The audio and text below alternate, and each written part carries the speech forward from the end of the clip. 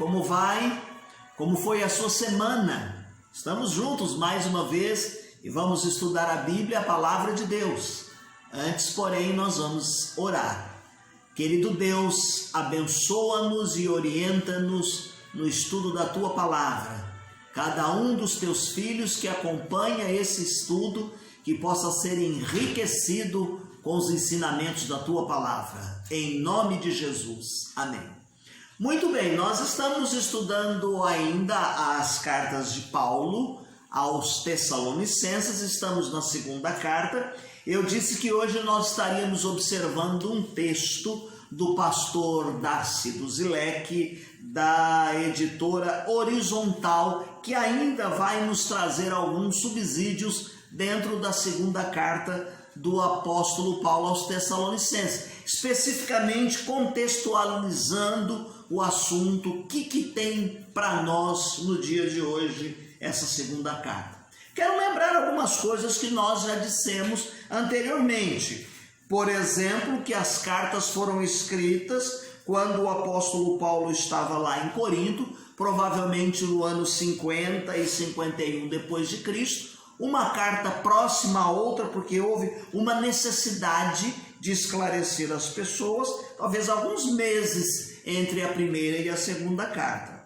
O apóstolo Paulo, ao escrever a segunda carta, que foi semelhante à primeira carta, ele escreve encorajando a igreja a respeito da perseguição. Procurou corrigir também alguns erros de interpretação a respeito do retorno do Senhor. Lembra-se? Ele também, nesta carta, ele exorta a igreja a permanecer firme em todas as coisas. E a ênfase permanece em torno da volta de Jesus Cristo. Ele vai se reunir com a igreja, ele vai estar junto com o povo de Deus e os ímpios serão julgados.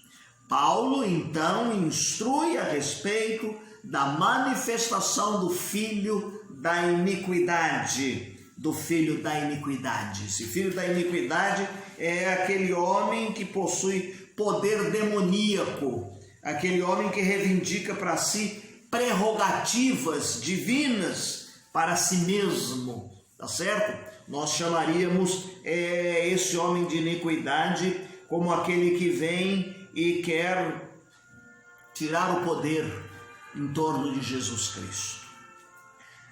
Que mensagens nós temos aqui para o dia de hoje, para esse tempo, nesta segunda carta de Paulo aos Tessalonicenses?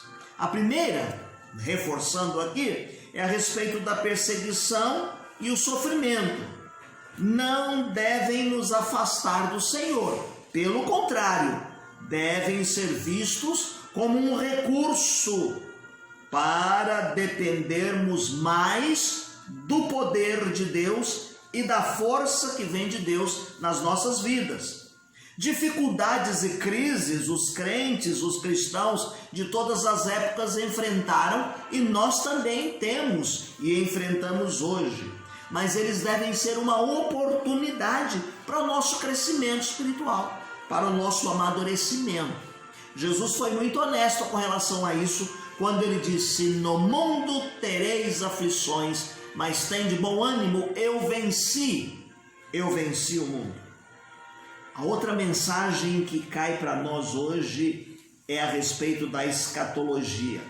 Ela não deve ser usada com fins especulativos sobre a volta de Jesus.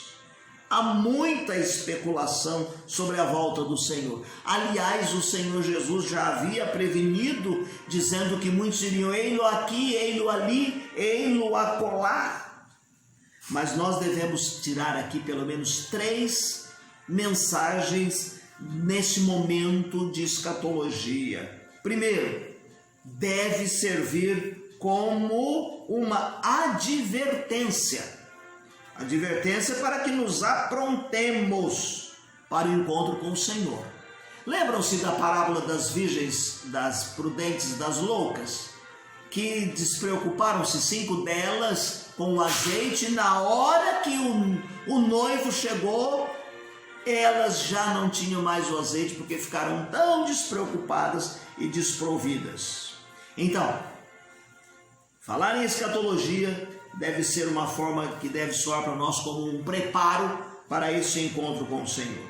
Deve ser também como um estímulo para nos mantermos fiéis, cada vez mais firmes, sabendo que ao fim o poder, a justiça, a verdade do Senhor prevalecerão sobre todas as forças do mal. Falar em escatologia não deve servir como meio especulativo, mas, meus queridos irmãos, como uma mensagem de urgência. Sairmos e anunciarmos o Evangelho para aquelas pessoas que não conhecem a Cristo, a fim de que elas também se aprontem para o dia do Senhor. Uma terceira coisa, quando nós lemos as cartas de Paulo aos Tessalonicenses e trazemos essa mensagem para hoje, é a respeito das confusões e rebeliões que crescem aí no mundo cada vez mais. E as palavras do texto dão-nos a entender que por trás está o homem da iniquidade. Então nós temos que analisar os movimentos com cautela antes de nós estabelecermos um juízo.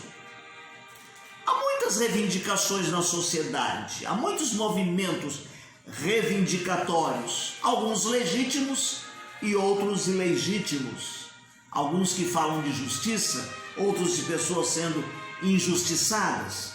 Não deve ser diferente também esse assunto entre nós. Nós precisamos olhar as pessoas que estão anunciando se verdadeiramente é por uma causa nobre ou se por trás não está a manifestação da iniquidade.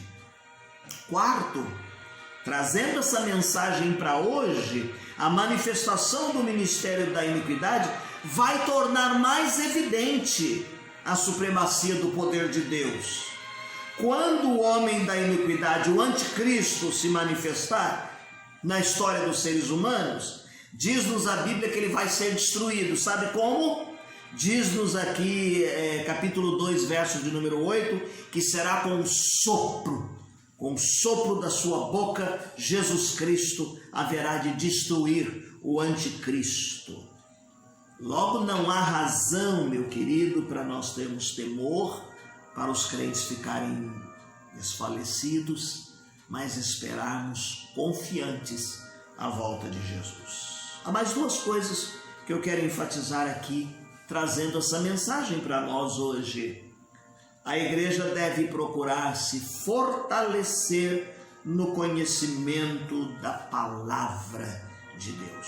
Somente dessa forma, em quinto lugar, é que nós vamos nos livrar de não incorrermos, de não cairmos em erros de interpretações fantasiosas. Há muitas fantasias teológico-místicas por aí. E no início desse terceiro milênio, durante esse comecinho, é preciso que nós estejamos olhando, voltados os olhos para Jesus Cristo, que é a rocha. Ele mesmo disse que no final dos tempos se multiplicariam muitos e que enganariam até os seus. Lendo a Bíblia, estudando a Bíblia, perseverando no entendimento dela, nós vamos perceber os sinais e ficarmos fiéis aos ensinos da palavra de Deus. Em sexto e último lugar, trazer para hoje Tessalonicenses é nós estarmos olhando à procura das coisas espetaculares, porque elas querem seduzir e enganar a muitos. Há muita gente andando de um lado para o outro, procurando sinais e maravilhas. E Paulo, quando ele escreve aos Tessalonicenses, ele vai usar aqui três expressões a respeito do anticristo, que Pedro também enfatiza a respeito dos prodígios de Jesus Cristo. Dizem que o Senhor Jesus Cristo se manifestaria com um ministério em que ele falaria com poder, com sinais e prodígios. E o anticristo vai se levantar também desta mesma forma. O texto que eu citei de Pedro está lá em Atos 2:22. E aqui o apóstolo Paulo, no capítulo 2, o verso de número 9, na sua segunda carta aos Tessalonicenses, ele disse para tomar cuidado, porque ele viria também, essencialmente, com manifestações religiosas, com todo poder, sinais e prodígios, mas de mentira, diferente de Jesus Cristo, o nosso Cristo. Portanto, meus queridos irmãos, nós devemos olhar os resultados.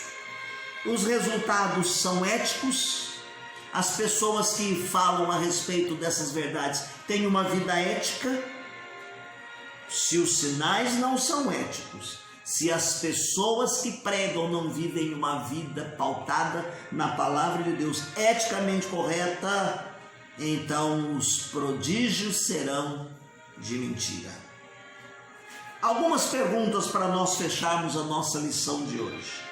Qual deveria ser a nossa atitude concernente à volta do Senhor?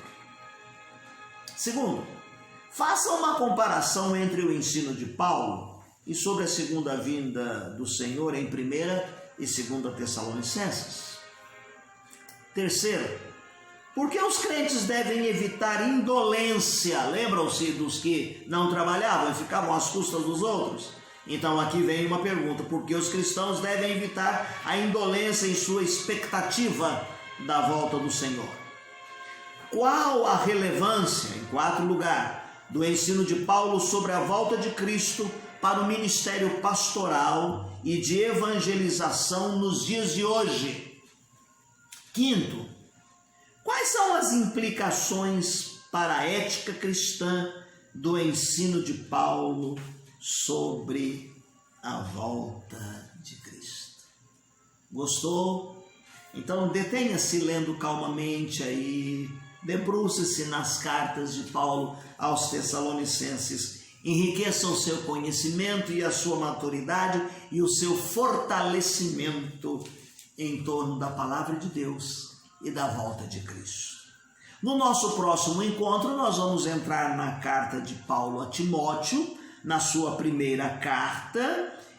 Nós vamos continuar usando o mesmo material do pastor Darcy do Zilek, e você deve ler o capítulo 3 de 1 Timóteo, tá bom? O versículo-chave será 1 Timóteo 3,15, e o tema será de pastor para pastor.